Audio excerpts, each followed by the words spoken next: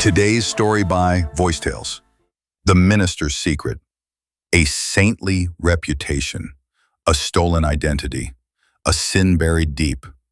Pine Hollow, Georgia, was the kind of town where the church bell set the rhythm of life. Tucked between soybean fields and aging oaks, its people lived slow, honest lives. And at the heart of it all stood Reverend Paul Whitmore, soft-spoken, kind-eyed, always ready with a prayer or a helping hand. For over 25 years, he led the congregation of First Grace Baptist Church. He baptized generations, counseled troubled souls, and comforted the grieving. To many, he was more than a pastor, he was family. So when he was found dead in the rectory one rainy Thursday morning in 2021, the entire town mourned. His body lay slumped beside his desk, a single bullet wound to the chest. No forced entry, no signs of struggle. The sheriff, a lifelong member of the congregation, promised swift justice. But what unfolded next would fracture Pine Hollow's faith in more ways than one. During the routine investigation, fingerprint analysis returned something unexpected. The man they knew as Reverend Paul Whitmore had no digital footprint prior to 1996. No social security records, no birth certificate, no medical history. A reverse search on his prints turned up a federal match under a different name, Daniel Clay Mercer, a former suspect in a 1978 armored truck robbery in St. Louis, Missouri.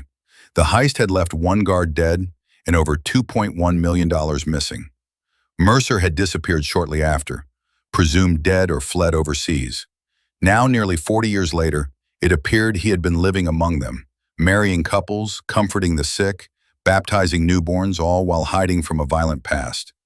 The shock rippled through the town. Some refused to believe it. Others felt betrayed. Church records showed Whitmore arrived in Pine Hollow in 1996 with glowing references from a now-defunct seminary in Alabama. But none of the people listed could be found. The entire identity had been fabricated. Then came the break. DNA found beneath the late Reverend's fingernails matched that of a woman named Celeste Kramer, a former bank teller who had disappeared in 1980, months after being named an accomplice in Mercer's heist. She had resurfaced in Texas under a different name, died in 2015, and was buried under her alias. Authorities now believe Kramer had tracked down Mercer, perhaps for revenge, perhaps to reclaim her share of the stolen money, and that her surviving relatives may have finished what she started. A second set of prints found at the scene matched a man named Elijah Kramer, Celeste's son. As federal agents reopened the 1978 case, an empty lockbox was found beneath a floorboard in the church rectory.